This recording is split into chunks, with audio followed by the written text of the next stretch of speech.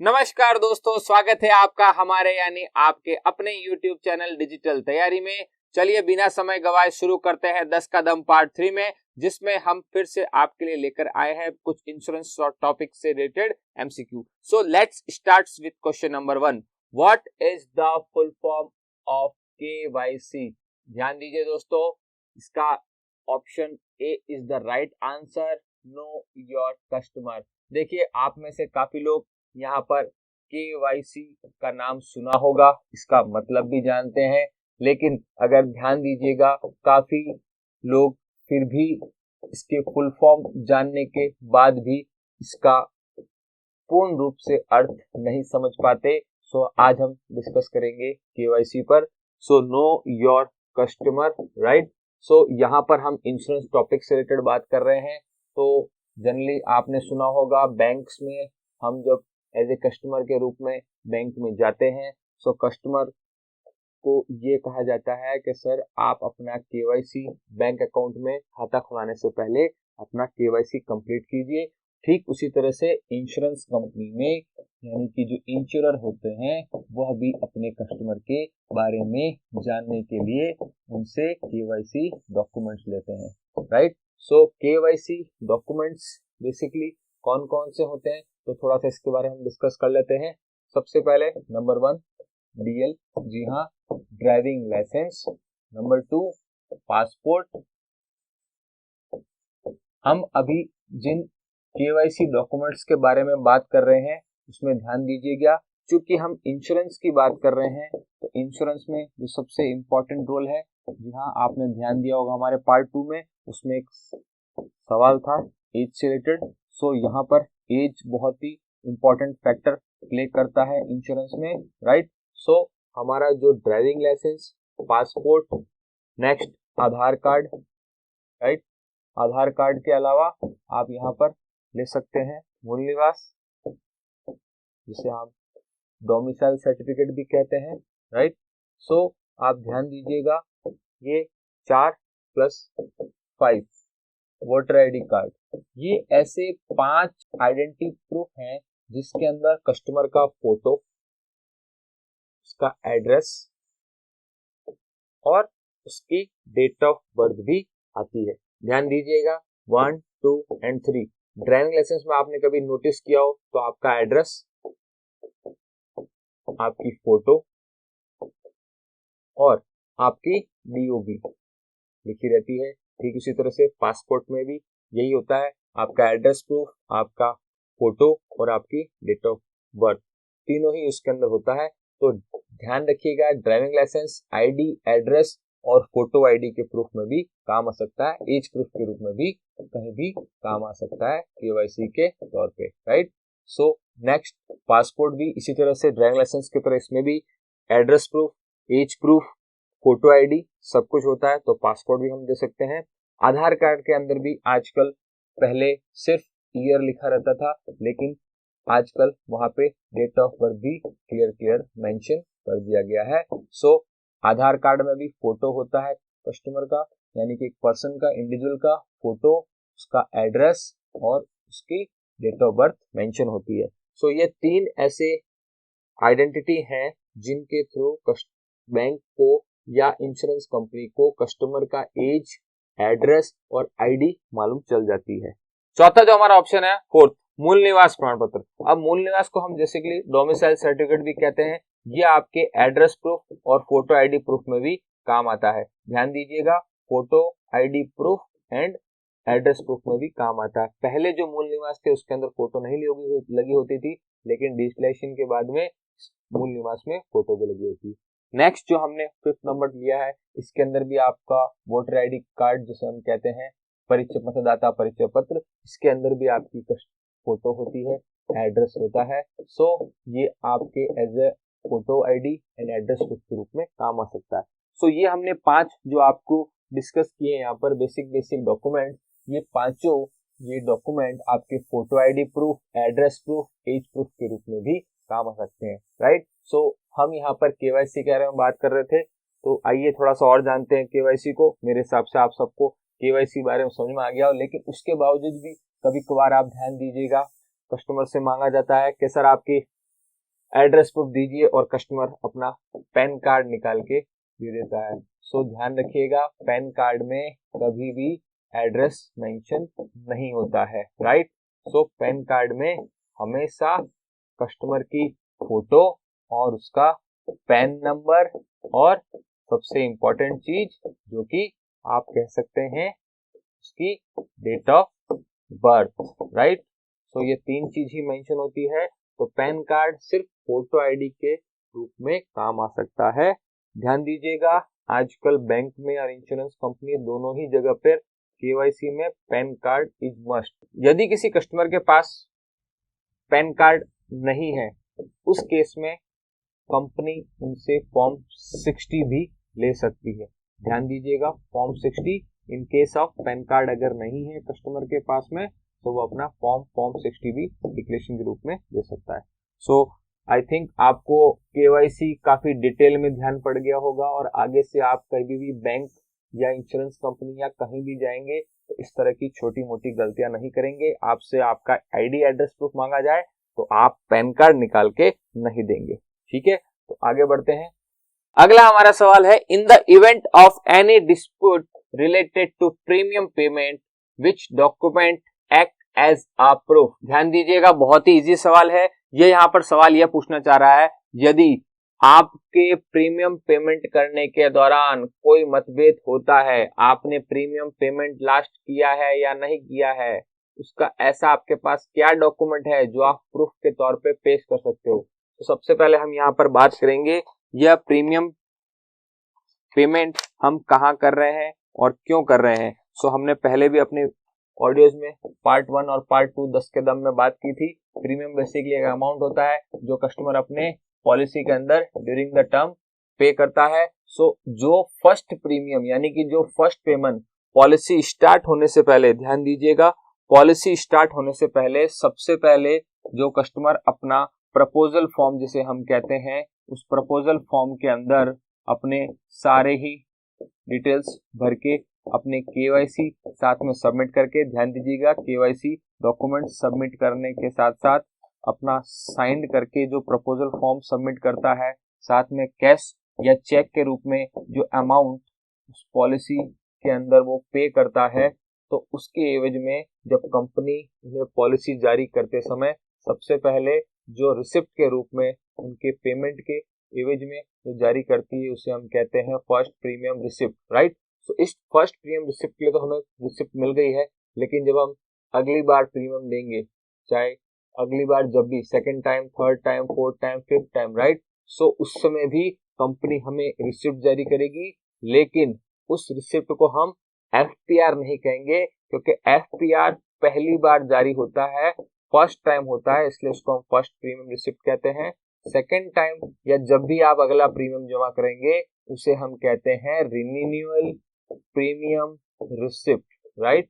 चाहे वो second time हो, थर्ड टाइम हो, फिफ्थ टाइम हो, लास्ट टाइम हो, सारे ही रिसिप्ट कहलाई जाएंगी रिन्यूअल प्रीमियम रिसिप्ट। तो आपको इस क्वेश्चन का जवाब यहीं पे मिल गया होगा, option A is the right answer, renewal premium receipt. चलिए अगला क्वेश्चन देखते हैं। The process of scrutinising the proposal and decision on proposal should be processed with in dash days. ध्यान दीजिएगा, स्क्रूटनी की बात हो रही है, स्क्रूटनी यानी जांच, प्रपोजल की बात हो रही है, जो प्रपोज करते हैं उनकी जांच करने के बारे में बात कर रहे हैं, और उस पर डिसीजन भी लेना है, और वो डिसीजन कितने दिनों में होगा उसके बारे में बात हो रही है। तो क्योंकि हम यहाँ पर इंश्योरेंस रिलेटेड बात कर रहे हैं, सबसे पहले हम यहाँ पर इंश्योरेंस एजेंट, जो कि इंश्योरेंस कंपनी की तरफ से नियुक्त होता है, ऑथराइज पर्सन है, वह जब कस्टमर के पास में अपनी कंपनी का प्रोस्पेक्टस लेके आता है, ध्यान दीजिएगा, प्रोस्पेक्टस बेसिकली एक प्लान के बारे में डिटेल्ड, जिसके अंदर फीचर्स, प्लान के बेनिफिट्स, प्लान की टर्म्स एंड कंडीशन लिखी हुई होती है, वह जब अपने कस्टमर को, यानी कि आप उसे कह सकते हैं ऑफर कर रहा है, यानी इंश्योरेंस एजेंट जब अपने कस्टमर को अपनी कंपनी का प्लान बताता है, राइट। सो अगर वो प्लान कस्टमर को पसंद आए, इंश्योरेंस एजेंट द्वारा दिए हुए एक प्रपोजल फॉर्म को प्रपोज करता है, राइट। अब ध्यान दीजिएगा, प्रपोज नाम सुनते ही आपके कान खड़े होने चाहिए। प्रपोज कौन कर रहा है? कस्टमर कर रहा है। और किसको कर रहा है? इंश्योरेंस एजेंट ने तो किया ऑफर कि सर आपके लिए हम एक प्लान लेके आए हैं, तो ये हो गया ऑफर। अब कस्टमर प्रपोजल फॉर्म फिलअप करता है तो वह अपने लिए, अपनी फैमिली के लिए एक इंश्योरेंस पॉलिसी परचेज करने के लिए उस प्रपोजल फॉर्म में अपने सिग्नेचर और केवाईसी डॉक्यूमेंट्स सबमिट करने के साथ चेक या कैश के रूप में प्रीमियम भरने की इच्छा रखता है, राइट। अभी प्रपोजल फॉर्म भरा है, उसने अपनी इच्छा व्यक्त की है कि मैं आपके कंपनी से पॉलिसी परचेज करना चाहता हूं। सो जो कस्टमर है उसने प्रपोज किया है कंपनी को कि मुझे आप अपनी कंपनी से इंश्योरेंस दे दीजिए, मुझे आप अपने कंपनी के ग्राहक में अपने साथ आने दीजिए, राइट। सो अब यहाँ हम बात करेंगे, जैसे ही प्रपोजल फॉर्म फिलअप किया और प्रपोजल फॉर्म साइन हो गया, KYC document completed, cash cheque के रूप में पेमेंट कर दिया। सो हमने पहले भी देखा था कंपनी उसके एवज में FPR जारी करती है, फर्स्ट प्रीमियम रिसिप्ट जारी करती है, ध्यान दीजिएगा दोस्तों। और उसके बाद हर बार किस्त भरने पर कंपनी कस्टमर को रिन्यूअल प्रीमियम रिसिप्ट भी देती है। और FPR जारी करने के बाद कंपनी अपनी पॉलिसी का एक बॉन्ड, जिसे आप पॉलिसी डॉक्यूमेंट भी कह सकते हैं, वो भी कस्टमर को जारी करती है उसके दिए हुए पते पर।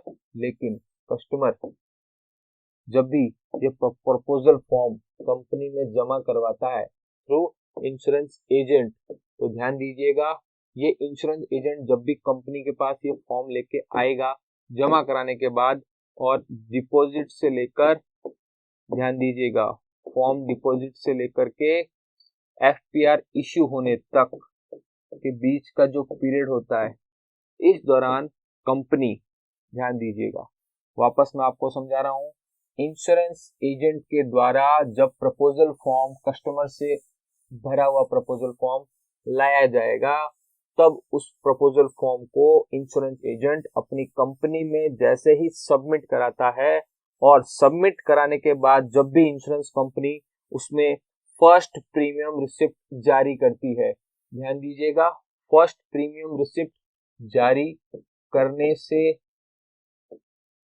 ध्यान दीजिएगा, वापस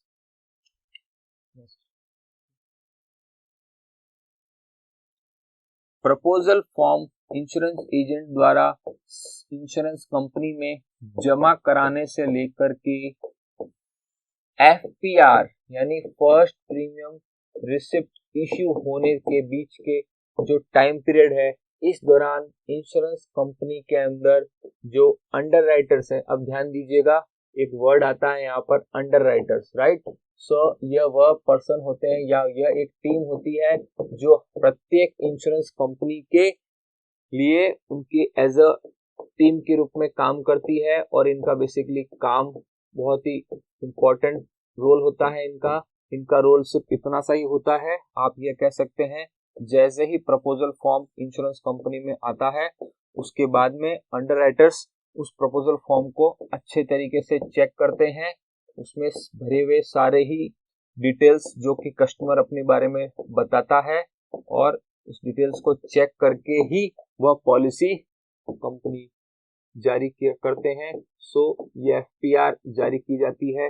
सो ये जो यहाँ पर जांच है, या ये आप कह सकते हैं, ये यहाँ पर जो जांचने की जो प्रक्रिया है, स्क्रूटनाइजेशन है, यह प्रपोजल फॉर्म की जा रही है, उस पर ही डिसीजन लिया जाता है कि यह कस्टमर हमारे कंपनी में कि जो अन्य कस्टमर्स के पूल है, राइट। अब मैं ये पूल के बारे में बात करूंगा, ये पूल क्या होता है बेसिकली।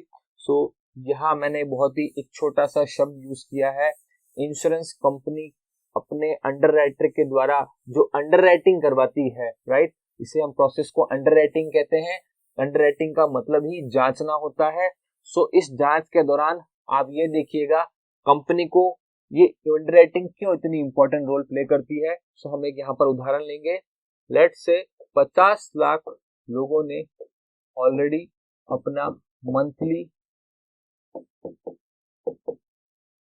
एक कंपनी के अंदर, जिसे हम इंश्योरेंस कंपनी कह सकते हैं, वहां मंथ ऑन मंथ 1000 रुपए डिपॉजिट करवा रही है। इसके एवज में कंपनी ये कहती है कि आपको कुछ भी हो जाए उस केस में आपके नॉमिनी को हम डेथ के केस में 5 करोड़ रुपए का सम एश्योर्ड यानी कि इंश्योरेंस अमाउंट पे कर देंगे, राइट। सो यहाँ पर हम बात कर रहे हैं ऐसे 50 लाख लोग जो 1000 रुपए महीने का जमा करवा रहे हैं, तो कंपनी के पास एक 50 अरब का मंथ ऑन मंथ एक फंड क्रिएट हो रहा है, एक कॉर्पस। तो यह एक ऐसे ग्राहकों का पूल है जो अपना दैनिक जीवन आराम से जी रहे हैं। लेकिन अब अंडरराइटर की बात करें, अंडरराइटर का मेन जो रोल रहता है वो ये रहता है कि वह कस्टमर के प्रोफेशन से, कस्टमर के मेडिकल डिटेल से यह जांच करती है कि कस्टमर हाई रिस्क प्रोफाइल तो नहीं। यदि कोई कस्टमर हाई रिस्क प्रोफाइल का होता है तो ध्यान दीजिएगा, सबसे पहले हम डिस्कस करते हैं हाई रिस्क प्रोफाइल में कौन कौन से कस्टमर्स आते हैं।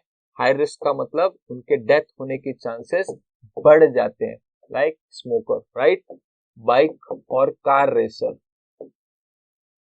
अब ध्यान दीजिएगा, कोई गाड़ी तेज चलाता है, बाइक रेसर, उसका बाइक रेसिंग उसका शौक है, तो नो डाउट स्पीड जान लेती है, स्मोक ऑलवेज किल, आपने पढ़ा भी होगा। सो यहाँ पर इस तरह के ग्राहकों का आना कंपनी में, राइट, प्रपोजल फॉर्म में उसे अपनी सारी बातें बतानी होती है, कितने टाइम से स्मोक कर रहा है, कितना टाइम, या उसके प्रोफेशन जुड़ी बातें, लाइक सैलरीड है या प्रोफेशनल है, प्रोफेशनल में है तो क्या, स्पोर्ट बाइकिंग डिटेल, उनको सब प्रपोजल फॉर्म में फिलअप करनी होती है और सही जानकारी भरनी होती है, राइट। सो इस केस में जहां कंपनी को लगता है कि इस प्रकार के हाई रिस्क प्रोफाइल से उनके अन्य कस्टमर्स के पैसों के पूल पर प्रभाव पड़ेगा, तो कंपनी यहाँ पर दो चीज कर सकती है।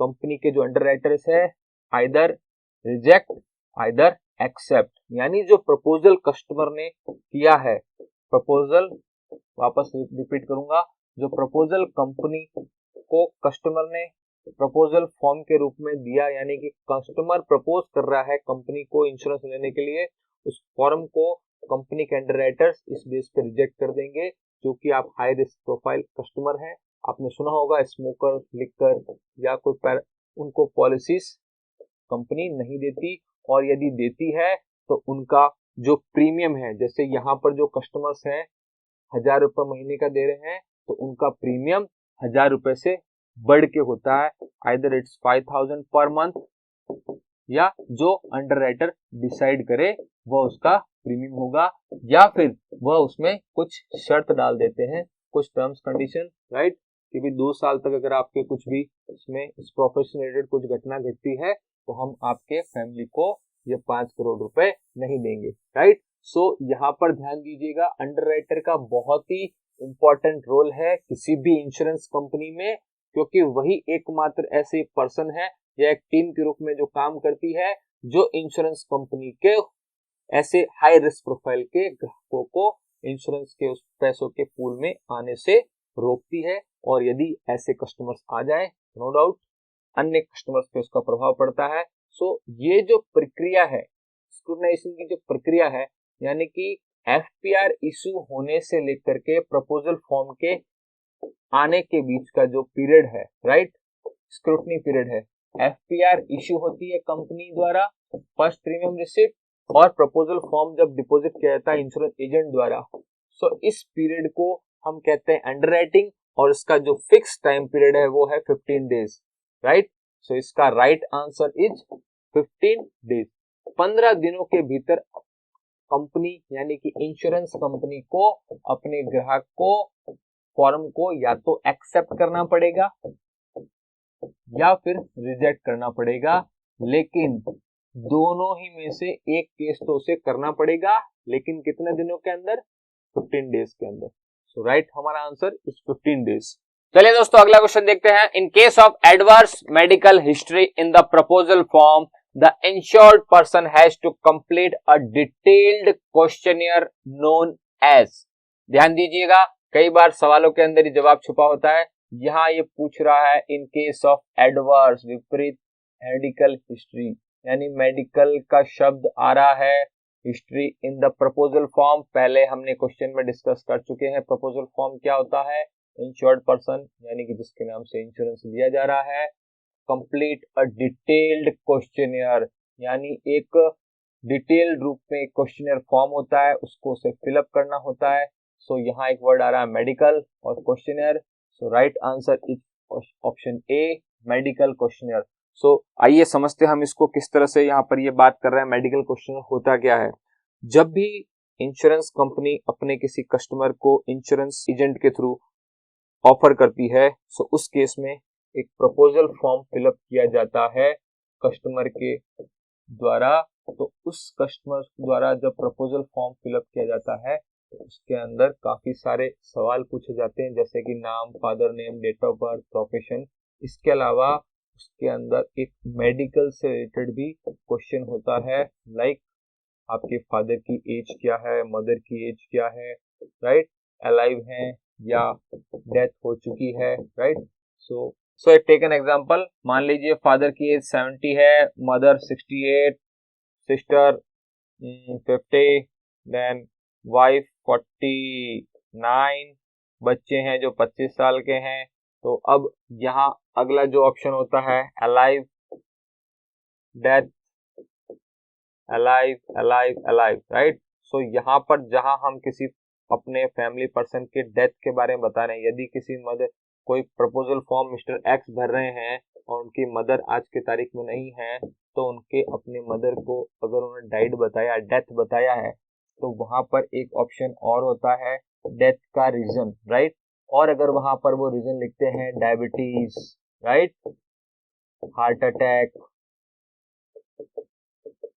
या आप कह सकते हैं किडनी फेलियर, या आप कह सकते हैं ये अगर नॉर्मल डेथ है तो कोई बात नहीं, लेकिन यदि diabetes, kidney, heart failure, kidney failure, इस तरह की गंभीर बीमारियां यदि प्रपोजल फॉर्म में लिखी जाती हैं, कस्टमर द्वारा लिखनी भी चाहिए, सही सही जानकारी देनी चाहिए, तो उस प्रपोजल फॉर्म के अंदर कंपनी जैसे ही अपने इंश्योरेंस एजेंट के द्वारा, जो इंश्योरेंस एजेंट ने फॉर्म सबमिट किया, फॉर्म सबमिट करने के दौरान जो अंडर राइटिंग हुई इस फॉर्म पे, सो अंडर राइटर्स को ये मालूम चला कि मिस्टर एक्स के मदर, जो कि आज नहीं है इस दुनिया में, उनको डायबिटीज था, यानी ये प्रोबेबली ये चांसेस बढ़ जाते हैं कि मिस्टर एक्स को भी आगे चल के डायबिटीज हो सकती है। सो उनसे बेसिकली एक क्वेश्चनर भराया जाता है, मेडिकल, जिसे क्वेश्चनर हम कह सकते हैं, मेडिकल क्वेश्चनर। उसके अंदर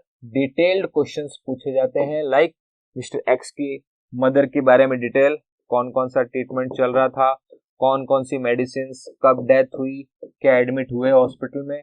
सो इस तरह से हेल्थ रिलेटेड सवाल मिस्टर एक्स की मदर के बारे में, साथ साथ में ही मिस्टर एक्स के बारे में भी पूछे जाएंगे। सो इस तरह के जो क्वेश्चनर हैं मेडिकल से रिलेटेड, जो प्रपोजल फॉर्म के अंदर कस्टमर को सही सही भरना चाहिए, तो उस क्वेश्चनर, डिटेल क्वेश्चनर को जो इंश्योरेंस कंपनी द्वारा पूछा जाता है, उस फॉर्म को हम कहते हैं मेडिकल क्वेश्चनर, राइट। ये अलग से अंडर राइटर इश्यू करेगा अपने एजेंट के थ्रू, और वो ग्राहक को जाके इससे फॉर्म फिलअप करवा के लाएगा, राइट। सो आई होप आपको ये क्वेश्चन अच्छी तरह समझ में आया होगा। आगे बढ़ते हैं अपने नेक्स्ट क्वेश्चन में। अगला क्वेश्चन बहुत ही इजी सवाल है, आप लोगों ने कभी ये नाम सुना होगा, कोपा स्टैंड स्कोर। ध्यान दीजिए, आप लोग काफी लोग हैं ना, अपने हक की लड़ाई लड़ते हैं। सो यहाँ पर ध्यान दीजिएगा, ऑप्शन काफी सारे यहाँ पर है, लेकिन इसका जो राइट आंसर है वो answer A. C stands for consumer, O stands for CO, consumer, right। यहाँ CO वर्ड यहीं से आ रहा है, consumer, right, consumer protection act. अब ध्यान दीजिएगा, आप में से काफी लोग ऐसे होंगे जिन्होंने इसके बारे में सुना होगा, इसका इस्तेमाल भी किया होगा, और यह कंज्यूमर प्रोटेक्शन एक्ट 1986 में आया था। सो हम सबसे पहले कंज्यूमर के बारे में बात करते हैं। ये कंज्यूमर होता कौन है? कंज्यूमर बेसिकली एक पर्सन होता है जो आप हम में से ही है, लेकिन कंज्यूमर का मतलब ही होता है जो यूज करे, या हिंदी में कह लीजिए उपयोग या उपभोग करे। अब उपयोग या उपभोग किस चीज का? तो उपयोग और उपभोग करे goods and services, right. So goods and services की जहां बात आएगी और कंज्यूमर की बात आएगी, वहां कस्टमर अपने हक की लड़ाई लड़ने के लिए इस एक्ट का इस्तेमाल कर सकता है। लेकिन हर जगह इस एक्ट का इस्तेमाल नहीं करना है। जहां आपके साथ गलत होता है, लाइक हम यहाँ एक उदाहरण से समझते हैं कि कंज्यूमर किस तरह से अपने हक के लिए कहाँ कहाँ अप्लाई कर सकता है, कहाँ कहाँ कंप्लेन कर सकता है। तो सबसे पहले तो हमें गुड्स और सर्विसेज के बारे में बेसिक ज्ञान होना चाहिए। सो गुड्स एंड सर्विसेज दोनों ही अलग अलग चीजें हैं। आपको हमने हमारे पिछले वीडियो में जो पार्ट 2 या पार्ट 1 10 के दम में बताया था, rise in price of goods and services over a period of time, so that is called inflation. So हम बात कर रहे हैं गुड्स की, लाइक अ कस्टमर अगर किसी शॉप से शूज परचेस करे, मोबाइल परचेस करे, राइट, सो यह गुड्स के तौर पे हम उसे देख सकते हैं। सर्विस की बात करें, सो सर्विस इंडस्ट्री में बैंकिंग, नो डाउट, बैंक में आप अपना खाता खुलाने के बाद जो सर्विसेज इस्तेमाल जो आपको दी जाती है बैंक के तरफ से, वो सर्विसेज कहलाई जाती है। इंश्योरेंस कंपनी में भी आपको एजेंट द्वारा, यानी जो इंश्योरेंस एजेंट है जो ऑथराइज है इंश्योरेंस कंपनी के थ्रू, वो आपको सर्विस प्रोवाइड कराता है।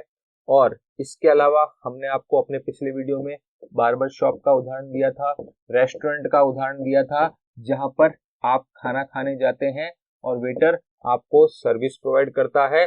सो यह उदाहरण है कुछ गुड्स एंड सर्विसेज के। अब ध्यान दीजिएगा, कंज्यूमर प्रोटेक्शन एक्ट के बारे में बात कर रहे हैं। एक छोटा सा उदाहरण लेते हैं। चलिए सबसे पहले हम यहाँ पर गुड्स से उदाहरण लेते हैं। एक कस्टमर है मिस्टर एक्स, वो एक शॉप पे जाते हैं, उन्होंने एक जूता पसंद, अपने लिए जूते की जोड़ी पसंद की और उस जोड़ी को एवज में उन्होंने दुकानदार को 5,000 रुपए पे किए और वो वहां से अपने लिए एक कंपनी का ब्रांड, जिसे अपन कह सकते हैं रिबॉक कंपनी का जूता लेके आए हैं। लेकिन ध्यान दीजिएगा, यहाँ पर जो शॉपकीपर है उन्होंने कस्टमर को एक खराब जूता, यानी आप ये भी कह सकते हैं, हो सकता है वो नकली जूता दे दिया हो, रिबॉक का कॉपी दे दिया हो, या उस ओरिजिनल रिबॉक में भी कुछ कमी हो। तो इस तरह की शिकायत यदि कस्टमर को है, यानी कि अगर कोई जूते में डिफेक्ट है, यदि वो ओरिजिनल नहीं है, नकली है, या किसी प्रकार का भी कोई डिफेक्ट है, तो यह जो शॉपकीपर के पास कस्टमर अगर दोबारा जाते हैं, यानी मिस्टर एक्स दोबारा जाते हैं शिकायत लेकर के, और शॉपकीपर उस कंप्लेन को रिजॉल्व कर देते हैं, और रिजॉल्व के काफी सारे ऑप्शन हैं, या तो ओरिजिनल वापस उन्हें वो रिबॉक का जूता दे दें, या फिर उनको वो 5,000 रिफंड कर दें, या अगर कस्टमर ने जूता, यानी मिस्टर एक्स ने जूता गारंटी या वारंटी पीरियड में लिया है। अब एक ध्यान दीजिएगा, गारंटी वारंटी का बेसिक डिफरेंस आप सबको पता है, आप लोगों ने, काफी लोगों ने इसमें इस्तेमाल भी किया होगा। गारंटी जहां पर आप ये समझ सकते हैं, वहां पर आपका प्रोडक्ट रिप्लेस होता है, यानी बदले में आपको नया मिलेगा। वारंटी में रिपेयर होता है। तो ये बेसिक डिफरेंस है, आपको रिपेयर करके वापस दे देंगे। गारंटी वारंटी में यही डिफरेंस है, कुछ बड़ा डिफरेंस है नहीं। सो हम आगे बढ़ते हैं इस शिकायत को लेकर के। ये तो हो गया कि शॉपकीपर के लेवल पे ही सॉल्यूशन हो गया। यदि शॉपकीपर उन्हें पैसा देने से मना कर दे मिस्टर एक्स को, या फिर ये कह दे कि आपको जो करना है आप देख लीजिए, मैं तो आपको पैसे नहीं दूंगा, यही जूता है, आप देख लीजिए, तो अब ऐसे में मिस्टर एक्स कहाँ जाएंगे, राइट। सो कंज्यूमर प्रोटेक्शन एक्ट, आप नाम से सुनिए, उसकी प्रोटेक्शन कर रहा है कंज्यूमर की। ये ऐसा एक्ट है जो 1986 में आया था। सो कंज्यूमर जो कि मिस्टर एक्स है, यहाँ पर अपने शॉपकीपर की जो जूते की दुकान वाली जो जूते की शिकायत है, वो लेकर के सीधा ही कहाँ जाएंगे?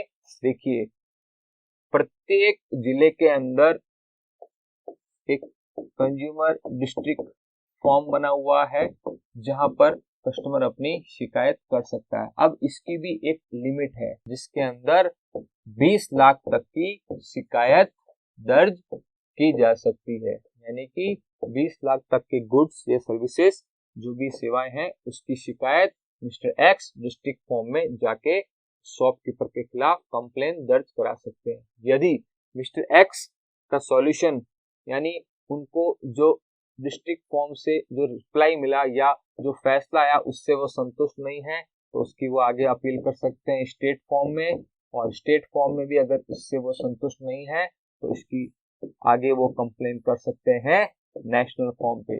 अब इन तीनों ही फॉर्म का ध्यान दीजिएगा, एक अपनी अपनी लिमिट्स हैं, राइट। सो 20 लाख तक की शिकायत डिस्ट्रिक्ट फॉर्म में की जा सकती है, 20 लाख से लेकर के 100 लाख तक की शिकायत स्टेट फॉर्म में की जाएगी और 100 लाख से ऊपर की शिकायत नेशनल लेवल पे की जा सकती है। अब यहाँ पर गुड्स की बात हो रही है तो नो डाउट जैसे मिस्टर एक्स को कोई दिक्कत हुई शॉपकीपर वाले शूज से रिलेटेड तो उन्होंने कंप्लेन दर्ज की, यहाँ पर डिसीजन आएगा और शॉपकीपर के ऊपर पेनल्टी के साथ जूतों के पैसों को रिफंड के रूप में पेमेंट मिस्टर एक्स को करना पड़ेगा, राइट। सो यहाँ पर तो हम बात कर रहे हैं district, state and national form की, तो ये तो सॉल्यूशन हो गया गुड्स के फॉर्म में। अब जहां बात कर रहे हैं सर्विसेज के केस में, सर्विसेज के बारे में बात करेंगे तो यहाँ पर एक नाम आता है ओम्बड्समैन, राइट। सो ओम्बड्समैन बेसिकली एक ऑथराइज पर्सन है जिसे IRDA द्वारा नियुक्त किया जाता है, RBI द्वारा भी ओम्बड्समैन नियुक्त किए जाते हैं। सो बैंकिंग के लिए RBI द्वारा ओम्बड्समैन नियुक्त किया गया, इंश्योरेंस के लिए IRDA द्वारा ओम्बड्समैन नियुक्त किया गया। सो कोई भी कस्टमर जिनको बैंक में या इंश्योरेंस प्रॉब्लम हो सो अपनी शिकायत लेकर के डायरेक्टली ओम्बड्समैन के पास जा सकते हैं। एक बार ओम्बड्समैन का जो फैसला आ गया उस फैसले को बैंक या इंश्योरेंस कंपनी को मानना पड़ेगा। यदि ओम्बड्समैन के फैसले से ग्राहक खुश नहीं है तो वह डिस्ट्रिक्ट फॉर्म में अप्लाई कर सकता है। ध्यान दीजिएगा, एक बार ओम्बड्समैन कंप्लेन करने के बाद में डिस्ट्रिक्ट फॉर्म में आ सकता है, लेकिन यदि कंप्लेन कस्टमर ने डायरेक्ट किसी बैंकिंग या इंश्योरेंस कंपनी रिलेटेड क्वेश्चन अगर उन्हें कोई प्रॉब्लम है और डिस्ट्रिक्ट फॉर्म में आ गया तो फिर वह ओम्बड्समैन के पास नहीं जा सकता शिकायत के लिए। चलिए बढ़ते हैं आगे हमारे नेक्स्ट क्वेश्चन में। Mister Roy had a life insurance policy of 20 lakhs.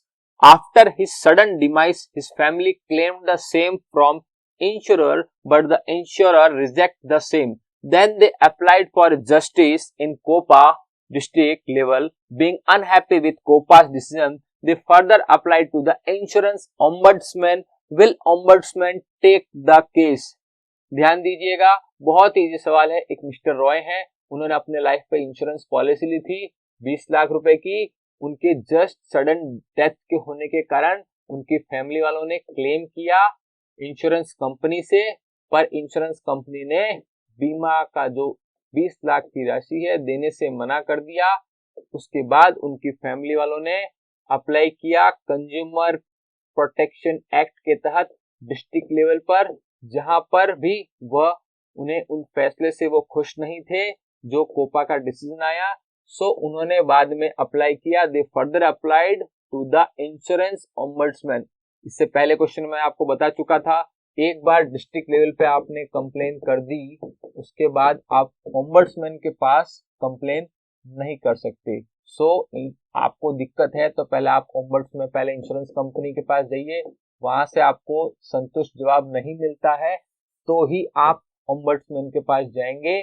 और यदि आप ओम्बड्समैन के फैसले से भी संतुष्ट नहीं हैं तो फिर आप डिस्ट्रिक्ट लेवल पे जा सकते हैं, लेकिन यदि आप डायरेक्ट डिस्ट्रिक्ट लेवल पे चले गए तो फिर आप वापस ओम्बड्समैन के पास कंप्लेंट दर्ज नहीं करा सकते, राइट। अब राइट आंसर हम देखेंगे, no, because the case was in COPA. तो इसका राइट आंसर क्या है? Option A, the case was in COPA. तो इसलिए ओम्बड्समैन के पास शिकायत नहीं कर सकते। बढ़ते हैं अपने नेक्स्ट क्वेश्चन में। अगला question, again consumer protection act से रिलेटेड है। As per the consumer protection act 1986 who can not be classified as a consumer. So हमने बात करी गुड्स एंड सर्विसेज की, जो उपयोग और उपभोग करे वो कहलाता है कंज्यूमर। सो यहां पर हमसे पूछ रहे हैं कि कौन कंज्यूमर नहीं होगा, हु कैन नॉट, यहां पर नहीं की बात कर रहे हैं, कौन नहीं हो सकता। So answer B is the right answer, a person who buys goods for resale purpose. ध्यान दीजिएगा, जैसे हम छोटा सा उदाहरण लेते हैं, एक कंपनी है जो मोबाइल बनाती है, लेकिन यहाँ जो मोबाइल का मैन्युफैक्चरिंग जो कंपनी है वो करने के बाद अपने एक डिस्ट्रीब्यूटर को, आप कह सकते हैं, आजकल आपने नाम सुन ही रहे हैं आप लोग, Amazon, Flipkart, online shopping, right. So यहाँ पर अपने वो प्रोडक्ट को अमेजन या फ्लिपकार्ट को सेल कर देती है। तो यहाँ पर अमेजन या फ्लिपकार्ट द्वारा फोन का इस्तेमाल यानी उसका उपभोग या उपयोग नहीं किया जा रहा। फर्दर अमेजन या फ्लिपकार्ट कंपनी भी मिस्टर एक्स को यह मोबाइल सेल करेंगे यानी रीसेल करेंगे। So mister X is the consumer. So हम बात कर रहे थे कोपा एक्ट की, तो कोपा एक्ट के तहत यदि मोबाइल के मैन्युफैक्चरिंग में कोई डिफेक्ट होता है तो अमेजन कंप्लेन करेगी, लेकिन कोपा यानी डिस्ट्रिक्ट लेवल या ओम्बड्समैन के पास नहीं जाएगी। यह मिस्टर एक्स है, यदि इनके मैन्युफैक्चरिंग मोबाइल में कोई दिक्कत है तो ये सबसे पहले कंप्लेन करेंगे अमेजन, फ्लिपकार्ट में, या इनके प्रॉब्लम अगर रिजॉल्व नहीं होती है तो ही वो कंज्यूमर प्रोटेक्शन एक्ट के तहत डिस्ट्रिक्ट लेवल पे जाएंगे, राइट। यहाँ पर B is the right answer. चलिए आगे बढ़ते हैं हमारे नेक्स्ट सवाल पे। Consumer protection act deals with, ध्यान दीजिएगा, हमने आपको पहले ही अपने 2-3 सवालों में कंज्यूमर प्रोटेक्शन एक्ट के बारे में बता रखा है। So consumer protection act deals with complaint against shopkeepers, जी हाँ, अगेंस्ट इंश्योरेंस, जी हाँ, और अगेंस्ट ब्रांड, राइट। सो तीनों ही ऑप्शन सही हैं, लेकिन ऑप्शन ए पे ध्यान दीजिएगा, complaint against insurance companies, brand and shopkeepers. So इसका राइट आंसर जो है वो ऑप्शन ए है, जिसके अंदर तीनों ही चीजों के बारे में बात किया, insurance companies, brand and shopkeepers, right. Option A is the right answer. आगे बढ़ते हैं हमारे नेक्स्ट क्वेश्चन पे।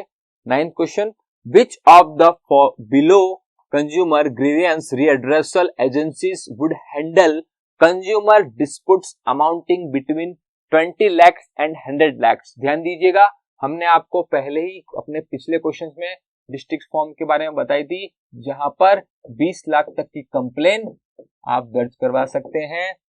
नेशनल कमीशन, जहां पर 100 लाख से अबव के बारे में कंप्लेन आप दर्ज करा सकते हैं। जिला परिषद में कोई कंप्लेन नहीं। स्टेट कमीशन के बारे में बात हो रही है, सो यहाँ बात हो रही है disputes amounting between 20 lakh and 100 lakh. So इसका right answer is state commission, right. So आगे बढ़ते हैं हमारे नेक्स्ट क्वेश्चन पे। ओके, लास्ट क्वेश्चन हमारा यह भी कंज्यूमर पे ही है। Consumer redressal disputes are transferred to which level after state forum. ध्यान दीजिएगा, यह सवाल बहुत ही इजी है। Again, consumer redressal disputes are transferred to which level after state forum. State के बाद में वो कंप्लेन कहाँ जाएगी, तो ध्यान दीजिएगा, यहां पर हम बात करें तो सबसे, अगर इंश्योरेंस के बारे में बात कर रहे हैं हम, तो सबसे फर्स्ट लेवल है ओम्बड्समैन। उसके बाद में अगर वहां उसको सॉल्यूशन नहीं मिलता, वो सेटिस्फाई नहीं होता कस्टमर, तो डिस्ट्रिक्ट फॉर्म, फिर 3rd नंबर स्टेट फॉर्म, और उसके बाद में कस्टमर जाएगा नेशनल फॉर्म पे, राइट।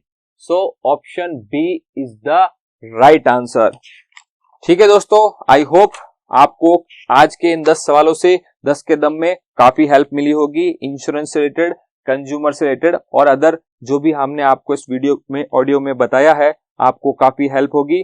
सो आई थिंक आज के लिए इतना ही काफी है। मिलते हैं हम अपने अगले 10 के दम भाग 4 में, और लेके आएंगे आपके लिए और भी बेहतरीन कॉन्सेप्ट सवालों के साथ में, जवाब साथ में मिलेंगे। ध्यान रखिएगा दोस्तों, अगर आपको ये वीडियो पसंद आया, सीरियसली आई एम टॉकिंग, अगर आपको ये वीडियो पसंद आया है तो जरूर जरूर जरूर जरूर लाइक कीजिए, शेयर कीजिए, और डेफिनेटली सब्सक्राइब कीजिए, अपने दोस्तों को बताइए, जरूर जरूर जरूर लाइक कीजिए। Thank you so much. Please like, share, subscribe.